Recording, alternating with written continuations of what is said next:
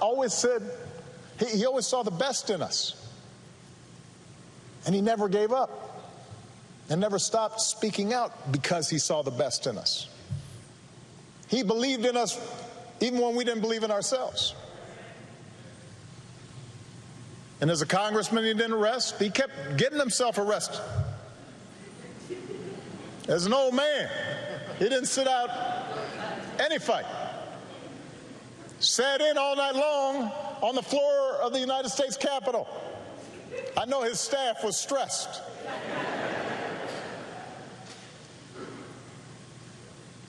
But the testing of his faith produced perseverance. He knew that the march is not over, that the race is not yet won, that we have not yet reached that blessed destination where we are judged by the content of our character. He knew from his own life that progress is fragile, that we have to be vigilant against the darker currents of this country's history, of our own history, with their whirlpools of violence and hatred and despair that can always rise again. Bull Connor may be gone,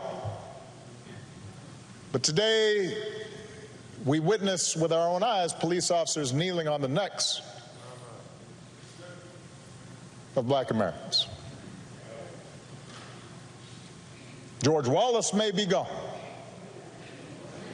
but we can witness our federal government sending agents to use tear gas and batons against peaceful demonstrators.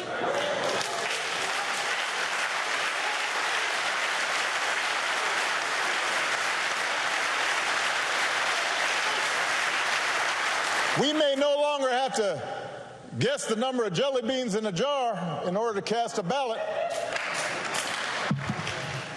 But even as we sit here, there are those in power who are doing their darndest to discourage people from voting by closing polling locations and targeting minorities and students with restrictive ID laws and attacking our voting rights with surgical precision, even undermining the Postal Service in the run-up to an election that's going to be dependent on mail-in ballots so people don't get sick.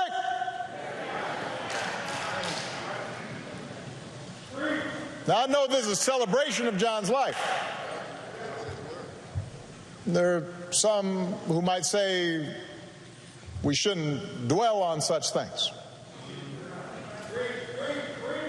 But that's why I'm talking about it. John Lewis devoted his time on this earth fighting the very attacks on democracy and what's best in America that we're seeing circulate right now.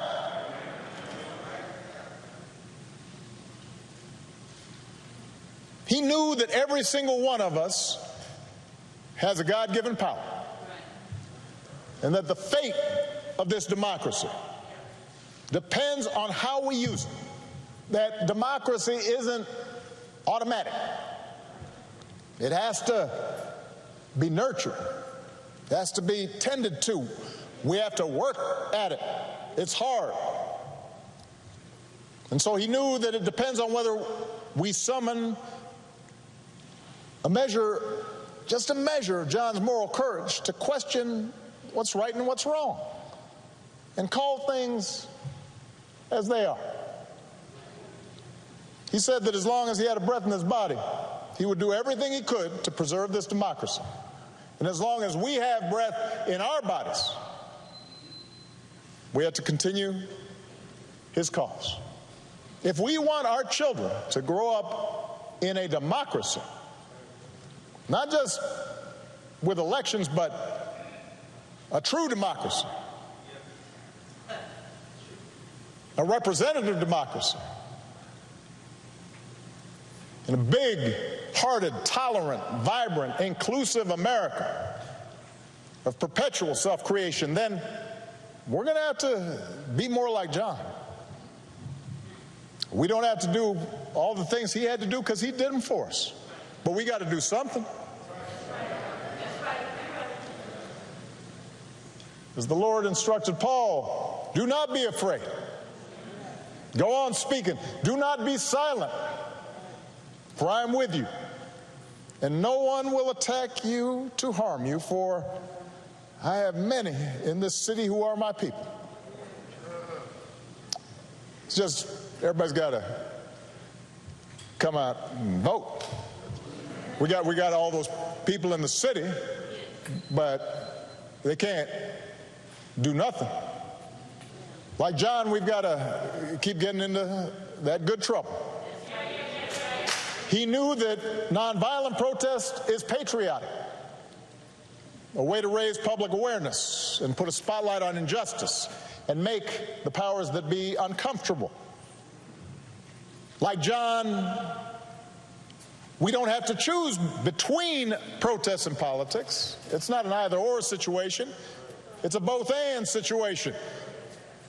We have to engage in protests where that's effective, but we also have to translate our passion and our causes into laws, institutional practices. That's why John ran for Congress 34 years ago. Like John, we've got to fight even harder for the most powerful tool that we have, which is the right to vote. The Voting Rights Act is one of the crowning achievements of our democracy.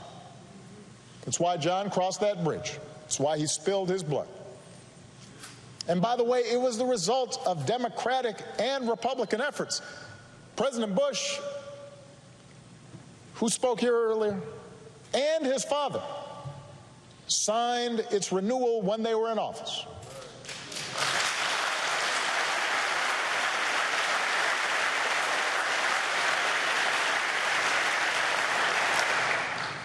President Clinton didn't have to because it was the law when he arrived, so instead he made a law to make it easier for people to register to vote.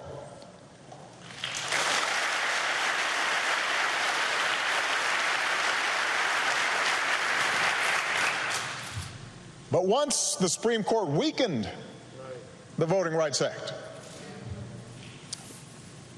some state legislators unleashed a flood of laws designed specifically to make voting harder, especially, by the way, state legislators where there's a lot of minority turnout and population growth.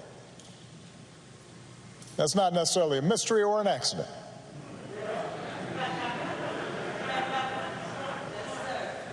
It was an attack on what John fought for. It was an attack on our democratic freedoms. And we should treat it as such. If politicians want to honor John, and I'm so grateful for the legacy and work of all the congressional leaders who are here, but there's a better way than a statement calling him a hero. Right. You want to honor John? Let's honor him by revitalizing the law that he was willing to die for.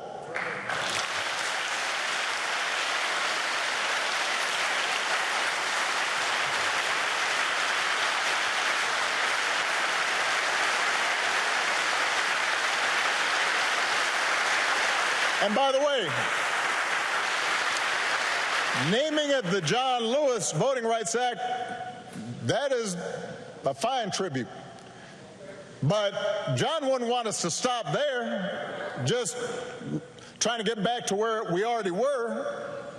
Once we pass the John Lewis Voting Rights Act, we should keep marching to make it even better by making sure every American is automatically registered to vote, including former inmates who've earned their second chance.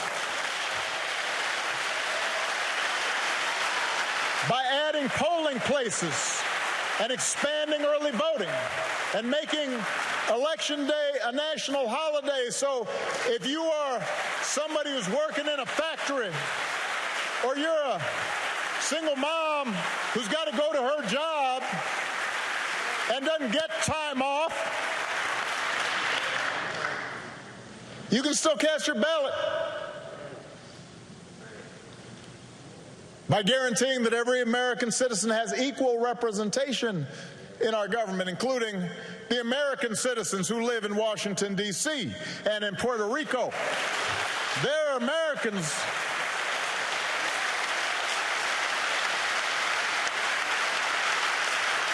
By ending some of the partisan gerrymandering so that all voters have the power to choose their politicians, not the other way around. And if all this takes eliminating the filibuster, another Jim Crow relic, in order to secure the God-given rights of every American, then that's what we should do. Now, even if we do all this, even if every bogus voter suppression law is struck off the books today, we've got to be honest with ourselves that too many of us choose not to exercise the franchise. Too many of our citizens believe their vote won't make a difference, or they buy into the cynicism that, by the way, is the central strategy of voter suppression, to make you discouraged, to stop believing in your own power. So we're also going to have to remember what John said. If you don't do everything you can do to change things, then they will remain the same. You only pass this way once. You have to give it all you have. As long as young people are protesting in the streets, hoping real change takes hold, I'm hopeful, but we can't casually abandon them at the ballot box. Not when few elections have been as urgent on so many levels as this one. We can't treat voting as an errand to run if we have some time. We have to treat it as the most important action we can take on behalf of democracy. And like John, we have to give it all we have.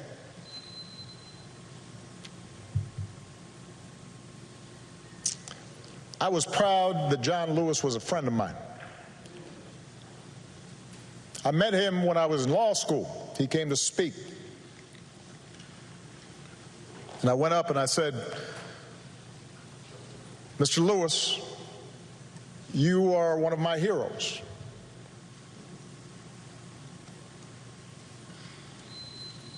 What inspired me more than anything as a young man was to see what you and Reverend Lawson, Bob Moses, and Diane Nash, and others did. And he got that kind of, aw shucks, thank you very much. Next time I saw him, I'd been elected to the United States Senate. And I told him, John, I'm here because of you.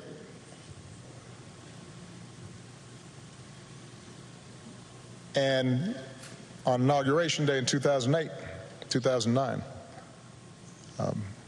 he was one of the first people I greeted and hugged on that stand. And I told him, this is your day too.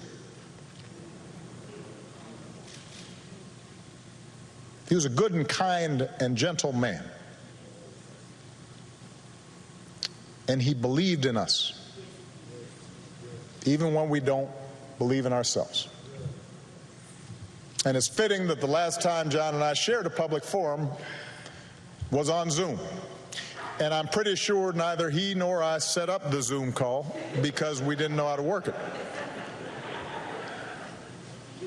There's a virtual town hall with a gathering of young activists who had been helping to lead this summer's demonstrations in the wake of George Floyd's death.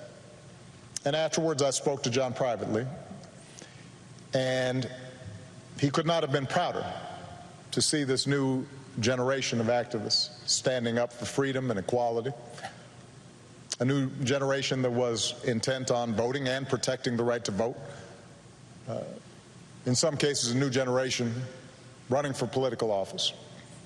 And I told him, all those young people, John, of every race and every religion, from every background and gender and sexual orientation, John, those are your children. They learned from your example, even if they didn't always know it. They had understood through him what American citizenship requires, even if they'd only heard about his courage through the history books. By the thousands, faceless, anonymous, relentless young people, black and white, have taken our whole nation back to those great wells of democracy which were dug deep by the founding fathers in the formulation of the Constitution and the Declaration of Independence. Dr. King said that in the 1960s, and it came true again this summer. We see it outside our windows in big cities and rural towns, in men and women, young and old, straight Americans and LGBTQ Americans, blacks who long for equal treatment, and whites who can no longer accept freedom for themselves while witnessing the subjugation of their fellow Americans.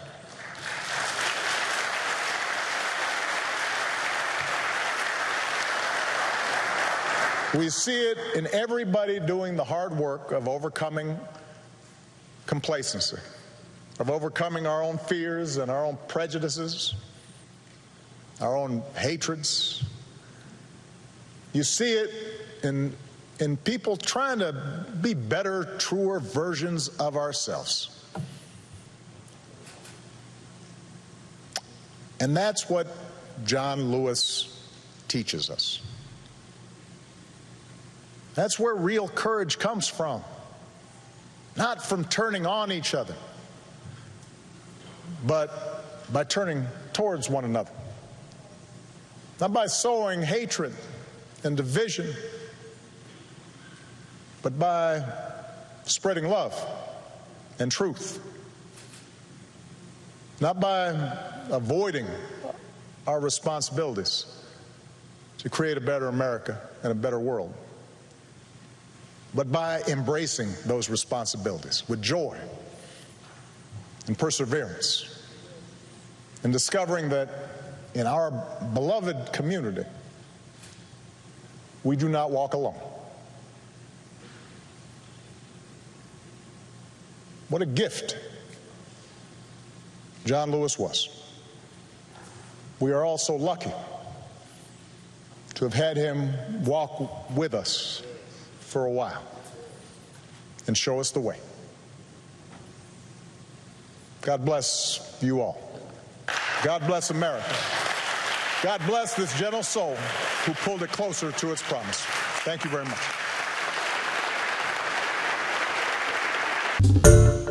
Hi everyone, George Stephanopoulos here. Thanks for checking out the ABC News YouTube channel. If you'd like to get more videos, show highlights, and watch live event coverage, click on the right over here to subscribe to our channel, and don't forget to download the ABC News app for breaking news alerts. Thanks for watching.